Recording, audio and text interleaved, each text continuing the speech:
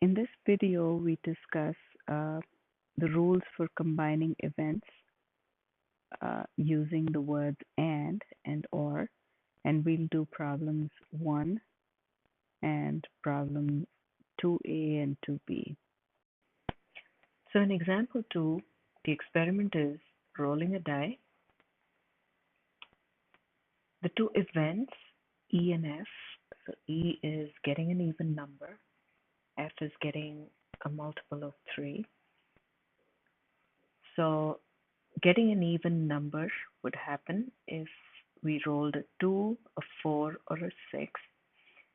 Getting a multiple of 3 would happen if we rolled a 3 or a 6. So the question is, are the events overlapping? And why are the events overlapping? So can a number be even and a multiple of 3? So can the two events E and F happen simultaneously? That is the question we need to answer.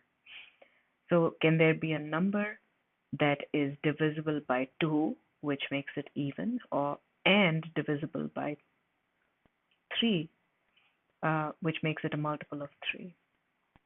And the answer is yes, because if we roll a 6, 6 is an even number. So if we roll a 6, then the event E has occurred. If we roll a 6, 6 is a multiple of 3, so the event F has also happened. So both E and F have happened. So therefore, the events E and F are overlapping events. Now, the reason why we need to know the relationship between two events, whether they're overlapping or non-overlapping, is especially when we need to use the addition rule of probability. So what is the addition rule of probabilities? If we have two events A and B, and we need to figure out what the probability of the event A or B happening is. So what is the probability that A happens or B happens? So this is the rule that will help us calculate the probability of the event A or B happening. So probability of A or B is equal to probability of A plus the probability of B minus the probability of A and B. So the addition rule, this is called the addition rule. This rule works for both overlapping and non-overlapping events. However, if we think about non-overlapping events, what is the probability of A and B happening together for non-overlapping events? So the probability of A and B happening together for non-overlapping events is 0, because A and B cannot happen together for non-overlapping events. So that's the reason why, if you notice, we do not have probability of A and B here, because that becomes equal to 0. So for overlapping events, we need to keep this because there is an overlap and we need to figure out what the probability of the overlap is. However, if there is no overlap, then the rule is probability of A or B is probability of A plus the probability of. Another important rule in probability is the at least once rule. Now, what is the probability that at least one event A happens in n trials? So we're observing a certain number of trials. So the number of trials is n, and we're trying to figure out the probability that at least one event A occurs in n trials. So the formula is this: probability that at least one event A happens in n trials is equal to the probability, it is equal to the 1 minus probability that A does not happen in n trials. So the opposite of at least one event A happens in the trial, if we think about what the opposite of that is, that would be A does not happen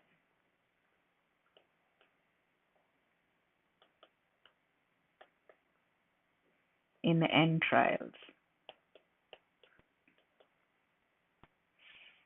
So this is an important rule, but we have to use it carefully because for any event, we need to figure out exactly what the opposite or the negation of the event is. And this is the negation of the event in the formula. So let's look at an example.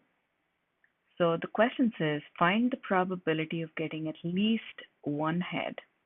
So the important term is at least one head when two coins are tossed. So let's say the event E is getting at least one head.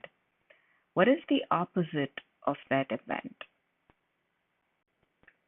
The opposite of the event getting at least one head is not getting at least one head, which is the same as saying getting no heads.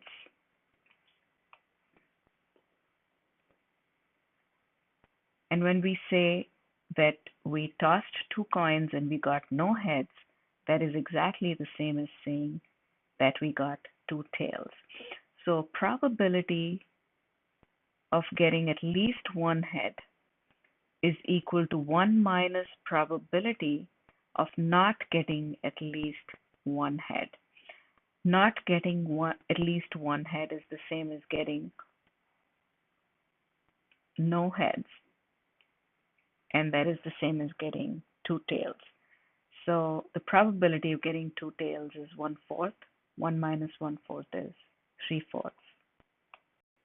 Now earlier we defined the terms independent and not independent. A pair of events, let's say A and B, when can we say that A and B are independent? If we are trying to figure out the probability of B, if we do not need to consider what happened before B, let's say A happened before B, but we don't care because the probability of B happening does not depend on whether A happened or not, then we just need to figure out probability of B. So in this case, A and B are independent. So this is the case when A and B are independent. Now, when would we say that the two events A and B are dependent? So let's say A happened before B, and we're trying to figure out the probability of B. Now, in the case of two events that are dependent, we need to consider that, if you remember the definition of consider that, we need to consider that A happened before B. So here, when we calculate the probability of B, we cannot do that without knowing what happened before B. So without knowing whether A happened or not. So that is when two events are dependent. So let's look at problem 1. Here we need to determine whether the events are independent or dependent events. So let's look at part A. Discovering that 3 best friends all have a birthday in April. Are these events independent or dependent? Now clearly there are 3 random people, and if one person has a birthday in April, that does not affect the probability of another person having a birthday in April. So what is the probability that the first person has a birthday in April and the second person has a birthday in April, and the third person has a birthday in April. So this is the AND rule. Since they are completely independent of each other, we have the probability of the first event, which is a probability of being born in April, 30 over 365. The word AND translates to times. The probability that the birthday falls again in April is no different. It's 30 over 365, and a third time, the third birthday falls in April is 30 over 365. So when we multiply all three together, this is the number that we get. The probability that all three people have the birthdays in April is 0.0005, extremely small. Let's look at the second example.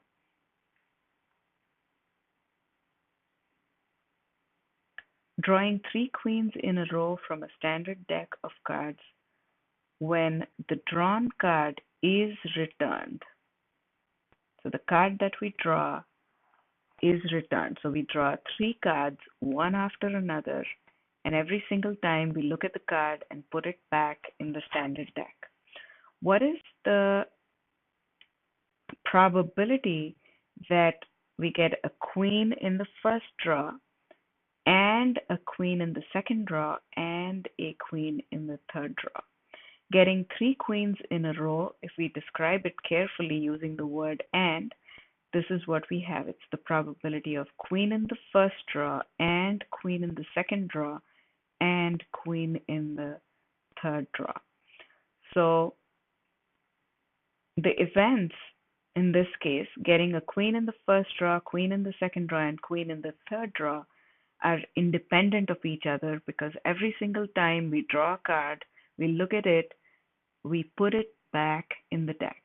So the probabilities of drawing a queen in any one of the draws does not depend on what happened before that draw. So the word AND translates to multiplication, and since they're completely independent, we just multiply the individual probabilities without the need to consider what happened before.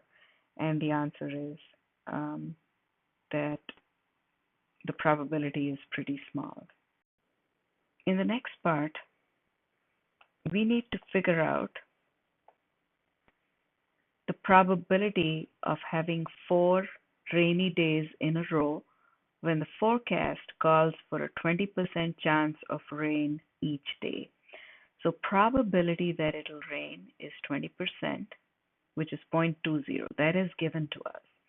Now, what is the probability that there are 4 rainy days in a row? Let's describe the event of having 4 rainy days in a row carefully.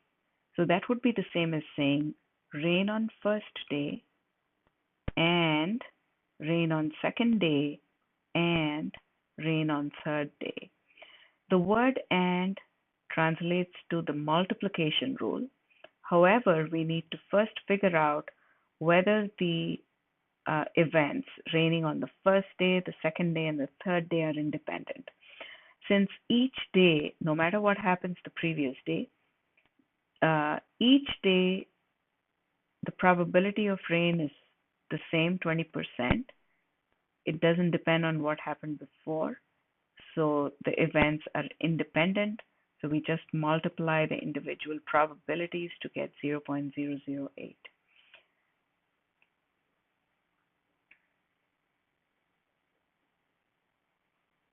Now let's look at the second question. Determine whether the following events are overlapping or non-overlapping. So we just looked at a question where we were trying to figure out if a pair of events were independent or not independent. Now here we'll be looking at a pair of events and deciding whether they are overlapping or non-overlapping. So let's look at part A. Getting a sum of either 6 or 8 on a roll of 2 dice. So the first event is getting a 6, and the second event is getting an 8. The, the question says, what is the probability of getting a sum of either 6 or 8? So it is the sum. And the important word here is or. So or translates to the addition rule. However, we need to first figure out whether the two events E and F are overlapping or non-overlapping events. So if we think about it, the question we're asking ourselves is, can we get a sum of 6 and a sum of 8 when we roll 2 die? Can the two things happen together? If we get a sum of 6, there is no way that the sum is 8. So clearly, the two events are non-overlapping events. So let's see when E happens. You either get a 1 on the first roll, 5 on the second, 5 on the first, 1 on the second, and so on. So these are the different ways in which we can get a sum of 6. Now looking at F, what are the different ways in which we can get a sum of 8? So you can get a 6 in the first roll, 2 in the second, 2 in the first, 6 in the second, and we can figure out all the other possibilities. So what is the probability of getting a 6? 1, 2, 3, 4, 5. So there are 5 different ways of getting a sum of 6.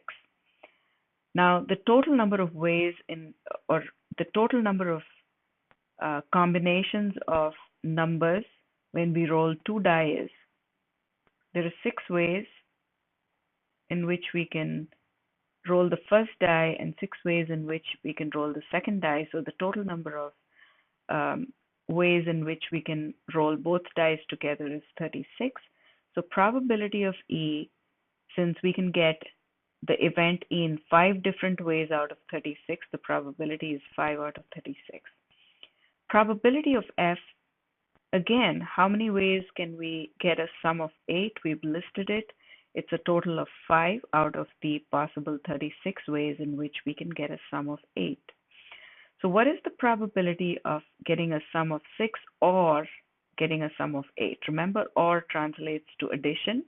However, for non-overlapping events, we simply multiply the probabilities of the two events and get the final answer. So 5 over 36 plus 5 over 36 is 10 over 36. Now let's look at the next question. What is the probability of getting either a face card is a jack, queen, or a king, or a diamond from a regular deck of cards, from a standard deck of cards? So what we need to figure out is P of a face card or a diamond. So let's call the face card, the event of getting a face card, F, and the event of getting a diamond, D. So if we look at face cards, we have 12 of these. We've listed all the face cards here. We know that there are 13 diamonds. So the event F and the event D are listed. There are 13 ways in which we can get a diamond and 12 ways in which we can get a face card. Now, the question now is, since we're going to use the addition rule, we need to figure out if the events are overlapping or non-overlapping events. So the question we're asking again is, can the two events happen together? Can we have a card that is a face card and a diamond? And if you think about it carefully, the two events can happen together. In each one of these cases, we have a face card and a diamond. So there are a total of 3 different ways in which both F and D can happen. So there are 3 ways. So now let's look at the formula for overlapping events. We know it's overlapping because the two events E and F, or rather F and D, can happen together. We can get a face card and diamond together. So we use the rule for for overlapping events. which is P of F or D is P of F plus P of D minus P of F and D. Now, substituting the probabilities, we get the answer. But the most important thing in any of these questions is if you're applying the OR rule, check if the events are overlapping or non-overlapping events. If you're applying the AND rule, we need to check if the events are independent or not independent.